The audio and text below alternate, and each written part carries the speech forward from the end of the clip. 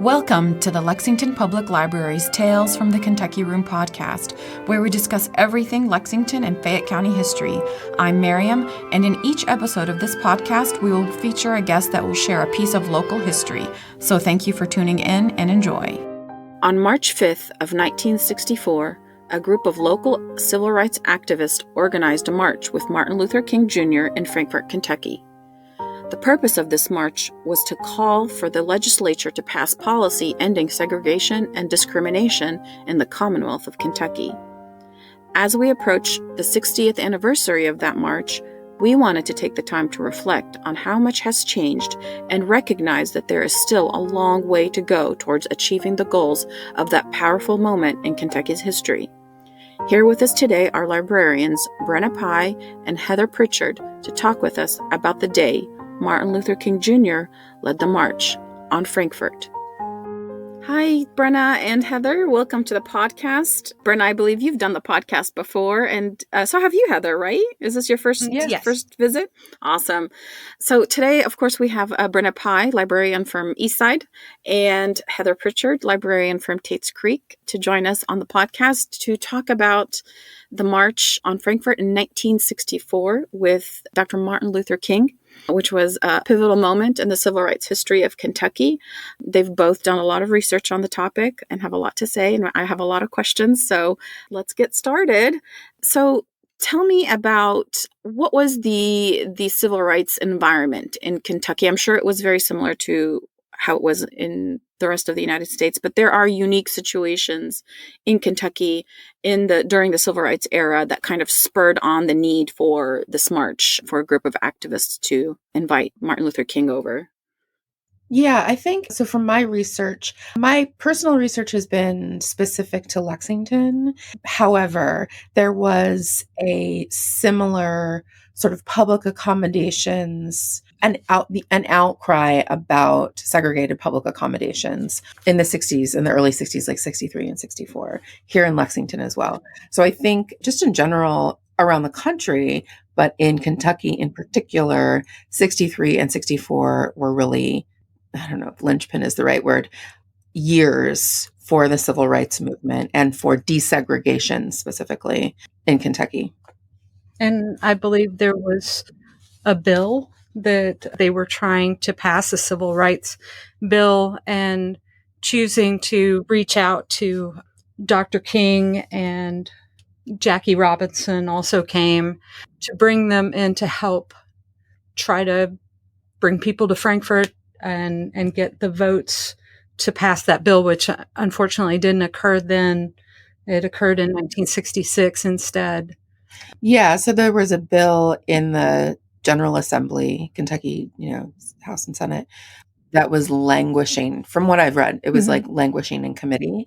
And it's interesting because I just attended an event where we were talking about Kentucky politics and how and this was in the 60s, right? And we're talking about 2023, but maybe it's the same.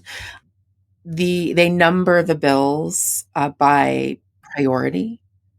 So if something has a lower than, whatever 1 through 10 priority, it's just going to stay in committee. So that's what was going on with this desegregation of public accommodations. Who was the governor at the time? Do you guys know? Breathitt. Yeah. Edward Ned Breathitt. And he was young, I understand. And he did end up being named in Lyndon Johnson's presidency. He was... Because of the bill eventually passing in 66, he was named to work with other governors to help the other Southern governors get on board and to make sure they were following the civil rights legislation, keeping with what they were supposed to be doing. Mm-hmm. That's interesting. Something I thought that was very, very moving and sweet about learning about the March on Frankfort is that his Governor Breathitt's 15-year-old daughter participated in the March on Frankfort. And quote, I'd have to find it, but it was really sweet. And it seems sort of obvious. It was something like, Black people are human. And it seems really obvious, but I think at the time it was probably a provocative thing. A provocative thing probably for a white 15-year-old girl Yeah, to in say. 1965 in Kentucky. The governor's Yes. daughter, right? That's a big deal. Yeah. It is a big deal. Who was behind the organizing of the march? The local activists I'm talking about. No, it was a combination. So I know together they were called the Allied Organization for Civil Rights, AOCR, and among its members were the editor of the Louisville Defender, and that was like the black newspaper in Louisville at the time. His name was Frank Stanley Jr. And then religious figureheads in Louisville. And then Georgia Davis Powers, who was the first African American and first woman to be elected to the Kentucky State Senate in 1967. She became really active, like after this march on Frankfort in Kentucky. She was also part of the Selma March in Montgomery, Alabama. So Kentucky has, really strong activist roots. Yeah, definitely. And of course, this march was kind of like an extension of the march that was on Washington the year before. But like I said, Kentucky has its own unique situations, and these folks had specific goals in order to push legislation. But how did that translate to the streets of not only Lexington, but Kentucky in general? It sort of showed that organizing works, which is why the bill passed in 1966, right? There was this, and the idea that Kentucky, and I don't know, I don't know if this is how people felt, but I can imagine like Martin Luther King was such a significant figure at the time, and to be able to bring him to Kentucky. And one thing that I thought was really interesting doing research about this was I wasn't able to find, maybe you or Heather, like a transcription of his speech, but from the newspaper articles that I'm able to find, some of his quotes are just really very powerful. Mm-hmm. Have you found anything? One of the oral histories that I listened to, I did a lot of my research by looking for, primary source. So I went to the Louis B. Nunn oral history collection through the University of Kentucky Libraries. They have a really good link to a number of oral histories. I did not have time to listen to all of them. Yeah, they're extensive. They are extensive. So Yeah. much. Yeah, it's a great resource. It really is. It's transcribed, it's indexed. It was a really accessible way for me to find out, but more about this subject. One of the people that I listened to was Sharon Mitchell, who is herself a librarian at Berea. I believe that's correct. And she discussed, or it was pointed out, that there was no recording of the speech and no transcription of the whole speech. People who were interviewed for the oral history, many of them were talking about his length of his speech was about 45 minutes to an hour long. So it was cold and raining and, March. Yeah. And their march was in March. But that she has herself looked for, I think, recordings, and there's just unfortunately not one that she had found. That is wild to me. That is wild. To think, because there was a lot of journalists there covering. There's some photos. There's pictures, but no video. Assistance with him. Yeah, that's interesting. That's very interesting. So tell us a little bit about the day of the march. Where did it start, and what was like the agenda of the march? Yeah, so from an interview with Georgia Davis Powers, who was one of the organizers of the 64 March on Frankfort, it started in downtown Frankfort. It was organized by the Allied Organizations for Civil Rights, and the march itself started in downtown Frankfort. It was raining that day. It was raining, it was cold, and there were a lot of speakers, but sort of like the speakers that were flown in were the Reverend Dr. Martin Luther King Jr. and Jackie Robinson. And one of the reasons, and I think this is interesting to point out, one of the reasons that Martin Luther King Jr. was even knew about it is he was invited by his brother. His brother's name was A.D. Williams King, and he was a pastor at a church in Louisville and invited him. So we have the program for it. So also Peter, Paul, and Mary sang songs. So those were kind of like the big names. Peter, Paul, and Mary, Dr. Martin Luther King, and Jackie Robinson.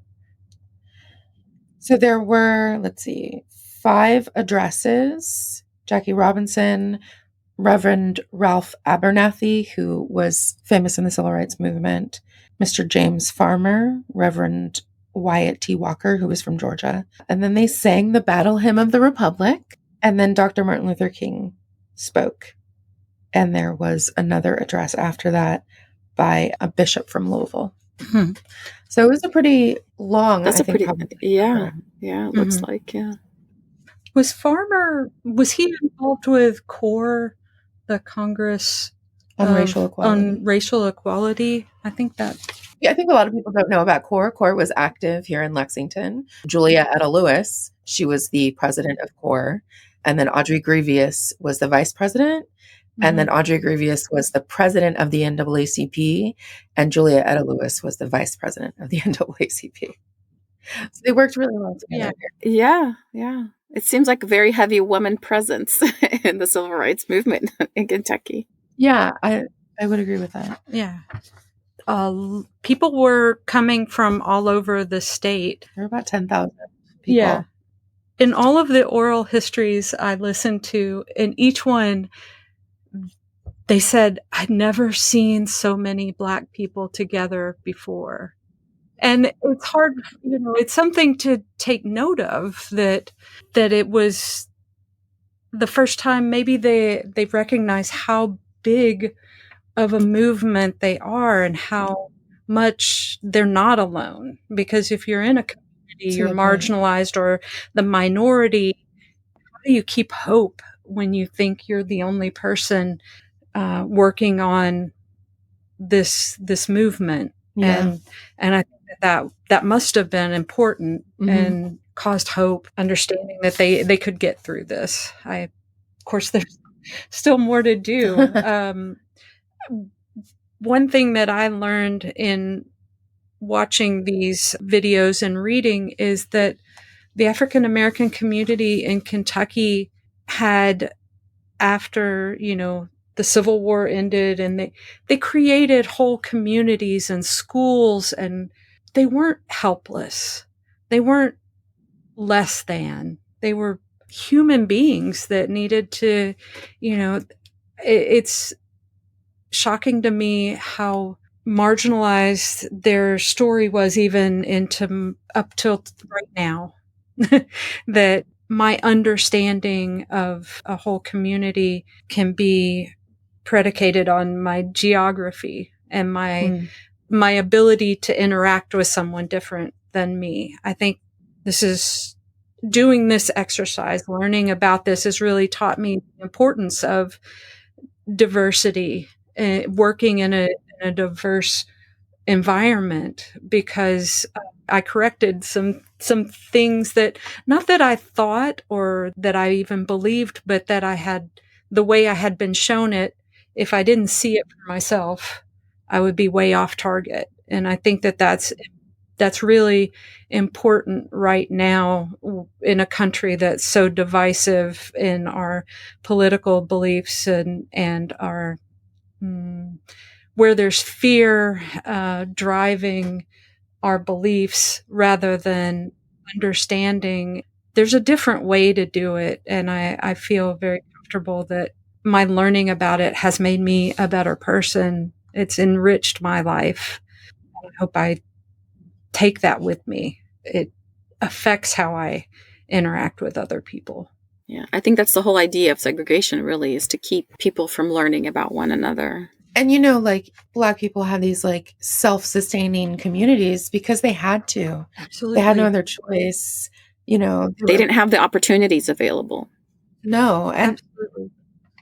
There was no, there was no bank loan to, they had to work together to create their own Destiny. Yeah. So, but I agree with you, Miriam. That is what segregation was about. And ultimately, and I have to find the quote, but what Dr. Martin Luther King says is that morally, segregation is wrong. It is a moral wrong. And it is morally wrong for these reasons, because you don't learn community. Absolutely. Your Black neighbors are just as much your community as your white neighbors. But if we're segregated, they're not your community. And I think that makes just regular people more susceptible to the larger forces, Exactly. because there's no community. Yeah. Yeah. And community is important. Yeah. I know that like a lot of us librarians tend to kind of, latch on to certain subjects. And once you start researching, you kind of go down a rabbit hole and it's hard to stop. But what spurred this research for you guys? Brenna, if you want to start first, what motivated you to search this podcast? Well, first and foremost, it was Heather suggesting talking about this. And secondly, I did my master's thesis about, African American women in Kentucky in the 20th century. And so I did research on Georgia Davis Powers. And I just think it's really fascinating. One thing I think is really interesting being in Lexington is in Louisville, there's a lot of stories like this. You know what I mean? I don't know. It might be a provocative position. No, not at all. Go ahead. It's like it seemingly is, having like researched history. In Louisville, there is a very strong community of Black activism, of Black activists. And that there is here in Lexington, and maybe it's just because it's smaller, but definitely not at the level it is in Louisville, I have to say. Yeah. But so when I was doing my research, I learned a lot about Georgia Davis Powers, and I'm fascinated about her career. What I found so fascinating about her is that there's another woman, Black woman, who was in politics in Kentucky. Her name was May Street Kidd, and she was a businesswoman. And other politicians are like, they're lawyers or whatever. Georgia Davis Powers was an activist. Like, that was her job. Organizer, community organizer. Yeah. And what about you, Heather? What interested you in this particular subject? I think it was because I'm so inspired by Dr. King's message of equality, and that if we're not all equal, no one's free. And I've really been, meditating on that message as a parent, as I'm raising my one daughter who's getting ready to graduate from high school. And I'm blessed to work in a diverse workforce, not as diverse as it could be, perhaps. I meet people, and, working as a librarian with every kind of person, I just can't ignore his message. And then I was actually mostly inspired and wanted to talk about a letter from Birmingham jail. And then it was mentioned, hey, he marched in Frankfort in 1964. And we've been wanting to talk about that. So, I'm gung-ho about researching things if it's interesting. And it has been, that I'm a librarian. So I just followed it and researched it. These were not things that I learned about growing up in Kentucky. I'm in my 50s, so I'm a person of a certain age before I even recognize that this happened, that this march happened, and that King came to our state to help the activists that were trying to get this legislation passed for civil rights. And I have with me a copy of the act that was, or at least a bit about the act that was passed in 1966. This is according to the Kentucky Historical Society. It says the Kentucky Civil Rights Act of 1966 prohibits discrimination in accommodations or employment based on race, national origin, color, or religion. And that's important. I mean, that's important to absolutely everyone. And I had not really heard about it. And now we're kind of in a political climate that's very divisive, and these civil rights, being civil to each other despite our differences, it's being challenged daily. Exactly. Our way of looking at and respecting each other. Or even learning about the history. People seem to be threatened by such an important, we have to learn about it. I mean, growing up in Kentucky, in Lexington particularly, we learn about the civil rights movement in general, but we never learn about what happened here locally, what touched, us, I'm sorry. I find that fascinating, especially because, I'm not from Kentucky, so I came here as an adult. You guys have to take like a Kentucky history class in high school, right? That's like a requirement. No, it's not.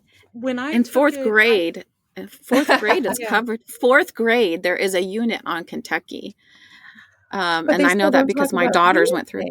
No, they don't really. They talk about the settlers. They talk about Daniel Boone. Yeah.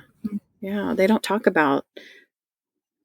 I graduated in 2004, and we, in all of the social studies classes, history classes, even our AP, I took AP European history, so that doesn't quite, but even in those, you got to like the Civil War. And then like, if you were lucky by the end of the school year, you did a speed run through the 20th century.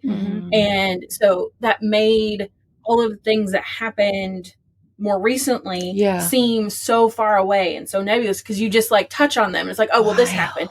Like the fact that Ruby Bridges is like my mom's age is mind-blowing, because we're taught that, she existed long ago. She's this nebulous figure, and so is Dr.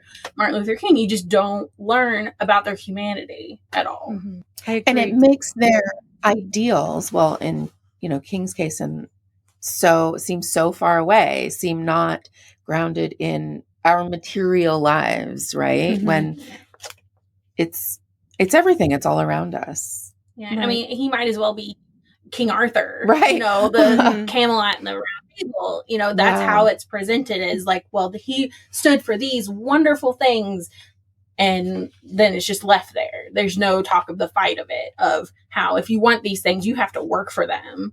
That they're not just gonna happen based on all of the ways that our systems are set up. Right. So, well, I'll interject that. Well, I graduated in the 80s, but my introduction to the civil rights movement was being given the book Black Like Me, which is actually written by a white person who colored their skin, or they took a chemical that like made them appear black. So I didn't get any primary source, or, I didn't get the voice of the people who were doing this change or making this change. I got it filtered even then through a white voice. And I can't say why it was done that way, other than it might have been easier than answering hard questions.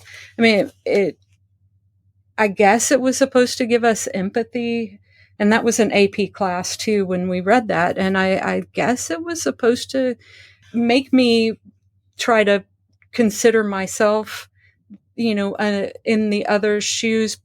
But why not let me actually, as a young person, learn to hear and learn to listen to somebody actually going through this cultural change that needs to happen? Why do I have to hear it? Why was that filtered? A curriculum? Why did I have to hear it filtered through somebody just like me?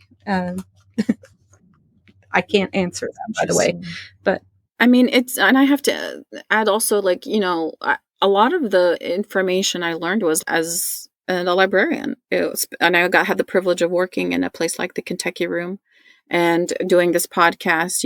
We didn't learn about people like R.C.O. Benjamin, the lawyer that was shot in the back or registering Black people to vote. We didn't learn about, this march until I until I had the privilege of working with Dr. Giles and collecting information for her. And so it has been fascinating working in the Kentucky room to learn about all this, and or learning about incidents like the NBA basketball players that were kicked out of Phoenix Hotel and Bill Russell. in the early I was telling 60s. someone Bill about that Russell's. recently.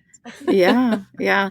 I mean, and that's a big issue, that like nobody talks about that kind of stuff until, something like after the Black Lives Matter movement of last summer, when the NBA players were protesting during that movement. I think Bill Russell came out and spoke of that incident.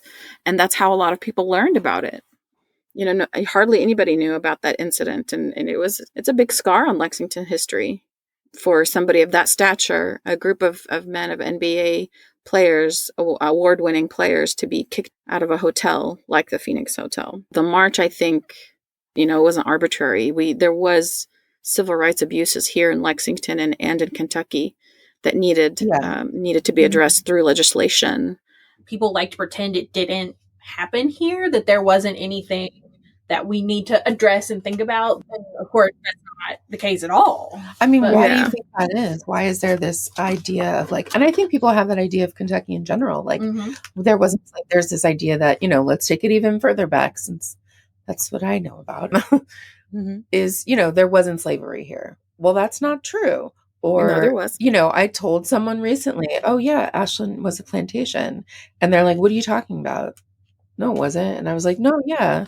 People don't even know about things like that in their own backyard. So I think it is part of our human nature to kind of cover up what makes them uncomfortable, but that's not a good way to address the maladies of society. Right. Yeah.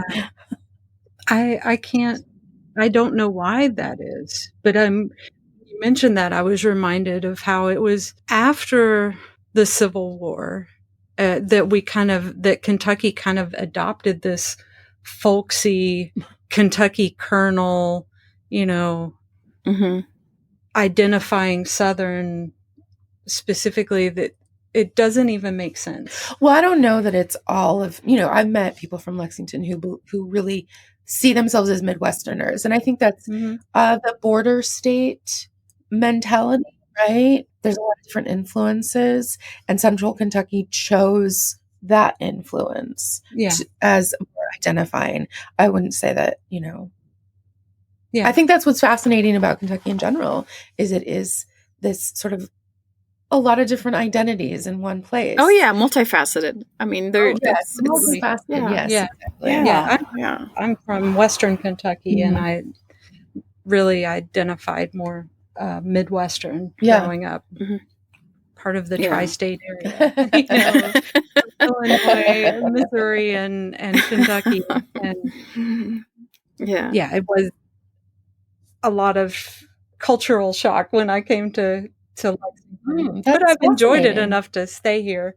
But I did want to mention I worked with someone way back in my undergrad days in UK's libraries who had been a very active teenager. And so I knew from him that there had been, there were activists, and they did have lunch counter incidents, and he was there and part of it.